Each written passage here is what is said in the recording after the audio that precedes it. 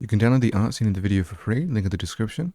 There are a plethora of ways to implement tile-based movement in Godot. This is the most reliable and polished method that I know. First, I'll add a character body 2D, add a sprite, and a collision shape 2D as a child of the character body 2D. I will then select the sprite and add the player art to the texture. Zoom in using scroll wheel. Then I'll go to texture and set the filter to nearest as I'm using pixel art. I will then set the collision shape to a rectangle and I'll make its size 8 by 8. I will use the smaller size as that is half of the full block within this game, which is 16 by 16 pixels. I will then add 4 raycast 2Ds as a child of the character body 2D.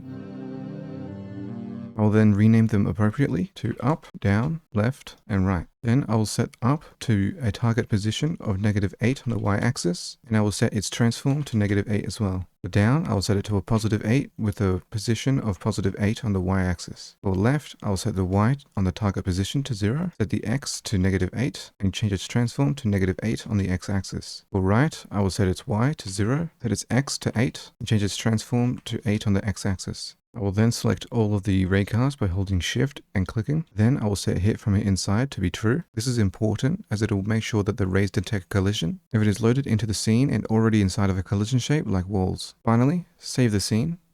Then select the character body 2D and add a script. Inside the script, we will establish one constant and one variable. The constant will state the tile size of the game, and the variable will be our tween, so that we can make the movement look smooth. Next, add a physics process function, and we'll have 4 if-elif statements. Each if statement will check for an input, and if the appropriate raycast is not colliding, as to ensure we can't go through walls. This is a series of elif statements because we don't want the player to move diagonally. We'll then create a new function called move, which will have the built-in variable for direction that must be a vector 2. Back to the if statements, we'll make each of them call move with a vector 2 in the appropriate direction. Inside of the move function, we will set the global position of the player to dir multiplied by the tile size. This completes the movement for the player, but now to make it smooth, we will first -= dir times tile size from the sprite's position, which will make it lag behind by a tile. Next, we'll check if the tween is running, which if so, will stop its previous operation by running the kill function. Then we'll set the tween variable equal to a create tween, which will mean it's a new tween that we can then use. And then we'll change its set process mode to physics, so that way it changes what frame it runs on. Finally, we will tween the sprite 2D's global position towards the correct position with a transition of sign so it looks smooth. This will make the movement of the players appear smooth, while underneath it is snappy. This is required as if the global position of the player were to be tweened instead, and there are collisions like spikes or something, it could be possible that you could walk onto the tile and quickly off of it without dying as the tween prevented that collision. Additionally, if you would like for the player to only move when the tween has completed, add an if statement above all the move if statements and check if the tween node does or does not exist. If it does, check if it is not running. With these additions, you can then change the input from isAction just pressed to isAction pressed, allowing the player to hold down the movement key instead of tapping the individual movement keys when they want to move.